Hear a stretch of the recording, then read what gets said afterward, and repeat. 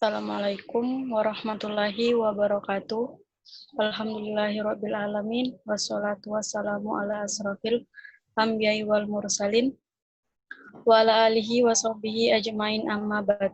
Pertama-tama marilah kita panjatkan puji dan syukur kehadirat Allah Subhanahu wa taala serta selawat selalu kita curahkan kepada Nabi Muhammad SAW yang telah membawa kita ke zaman kegelapan sampai terang menderang sampai saat ini. Baiklah, di sini saya akan mempresentasikan makalah kami yang berjudul Pemikiran Ekonomi Islam, Kilasan Tokoh dan Pemikirannya. Adapun menurut pendapat Andi Warman Aswar, yang dia kutip dari Muhammad Nejatullah Siddiq, secara pemikiran Islam ada 3 fase, itu fase ekonomi Islam, fase stagnasi. Penjelasannya. Fase pertama merupakan fase awal sampai ke abad 5 Hijriah, abad ke-11 yang dikenal sebagai fase dasar-dasar ekonomi yang dirintis oleh para fuqaha, diikuti oleh Sufi dan kemudian oleh awalnya pemikiran mereka berasal dari orang-orang yang berbeda. Tetapi kemudian ahli harus mempunyai dasar pengetahuan dari prinsip tersebut. Adapun yang di fase 2 dimulai dari ke-11 sampai dengan abad ke-15 masih dikira sebagai fase yang cemerlang karena mengandalkan warisan intelektual yang sangat raya. Para cendekiawan muslimah ini mampu menyusun suatu konsep tentang bagaimana melaksanakan kegiatan ekonomi yang seharusnya yang berdasarkan Al-Quran dan hadis Nabi.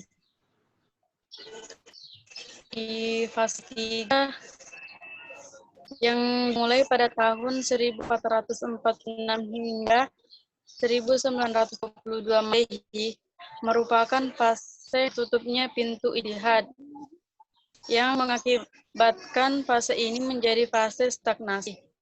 Fase ini, para fuqaha hanya menuliskan catatan para pendahulunya dan menyalurkan fatwa yang sesuai dengan aturan standar bagi masing-masing mazhab.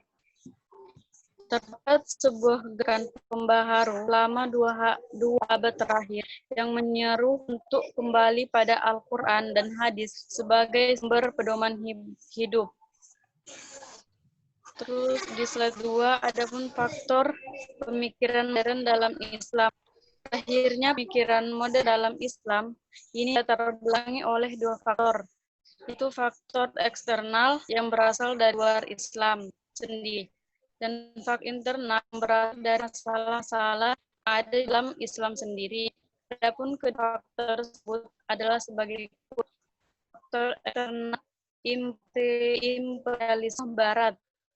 Imperialisme dan kolonialisme Barat jadi akibat degenerasi atau pecahan yang terjadi di kalangan umat Islam jauh sebelum hancuran peradaban Islam pada pertengahan abad ke-13 Masehi,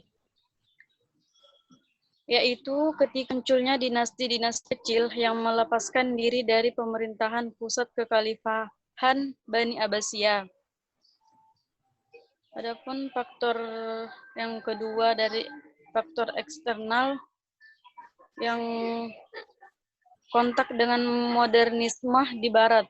Sejak abad ke-16 Masehi, Barat mengalami suatu babak sejarahnya yang baru, yaitu masa modern. Dengan akhirnya para pemikir modern yang menyuarakan kemauan ilmu pengetahuan dan berhasil menyumbangkan kekuatan agama. Karena keberhasilannya inilah dicapai peradaban Barat yang hingga kini masih mendominasi dunia. Sementara itu, dunia Islam pada waktu itu sedang berada dalam masa kemundurannya, karena interaksinya dengan modernisme di Barat mulai menyadari pentingnya kemajuan dan mengalami mereka untuk memikirkan bagaimana kembali memajukan Islam. Terus yang faktor internal Adapun yaitu kemunduran pemikiran Islam. Kemunduran pemikiran Islam terjadi setelah ditutupnya pintu ijtihad karena pertikaiannya yang terjadi di antara sesama umat Islam dalam masalah khilafiyah dengan pembatasan mazhab fikih pada imam yang 4 saja, yaitu mazhab Maliki, Syafi'i, Hanafi, dan Hambali. Sementara itu, di bidang teologi didominasi oleh pemikiran Asri Ariyah dan bidang tasawuf didominasi oleh pemikiran Imam Al-Ghazali.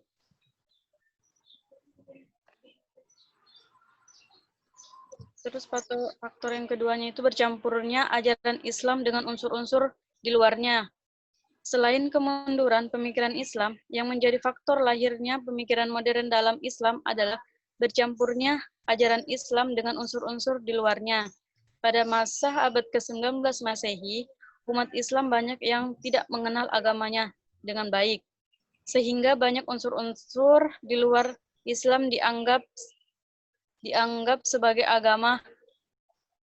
Maka tercampurlah agama Islam dengan unsur-unsur asing yang terwujudnya dalam bid'ah, khurafat, dan takhayul. Baiklah, presentasi saya akan dilanjutkan oleh teman saya, Rabiatul Adawiyah.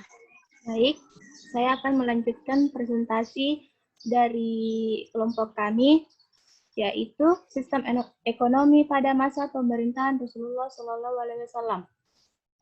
Dalam menjalankan tugasnya sebagai kepala negara, Rasulullah membangun suatu strategi untuk mengubah keadaan negara Madinah agar menjadi lebih baik dari sebelumnya. Strategi itu diantaranya adalah membangun masjid, merehabilitasi kaum muhajirin dan ansor, selanjutnya menjanjikan perdamaian dengan kaum Yahudi. Adapun pemikiran ekonomi Islam, kilasan tokoh dan pemikirannya.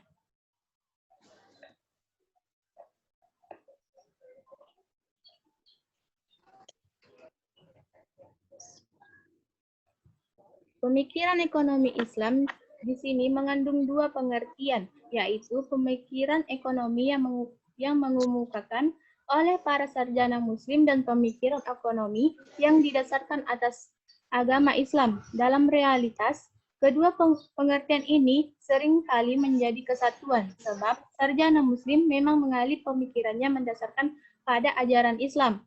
Pemikiran ekonomi dalam Islam bertitik tolak dari Al-Quran dan hadis, yang merupakan sumber dan dasar umum syariat Islam.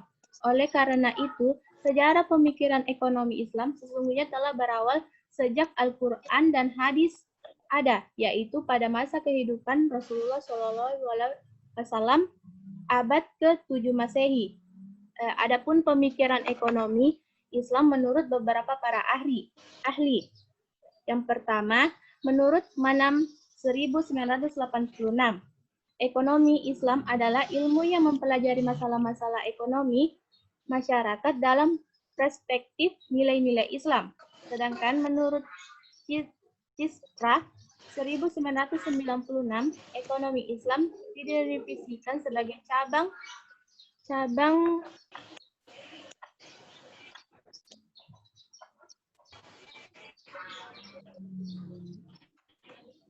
ilmu yang membantu merealisasikan kesejahteraan manusia melalui alokasi dan distribusi sumber daya yang langka tanpa membatasi kebebasan individu ataupun menciptakan ketidakseimbangan makro dan ekologis. Sedangkan menurut Siddiqi 1992, ekonomi Islam adalah tanggapan pemikiran-pemikiran Muslim terhadap tanggapan zamannya. Dalam upayanya, mereka dibantu oleh Al-Quran dan hadis, serta alasan dan pengalaman. Itulah presentasi dari kelompok kami.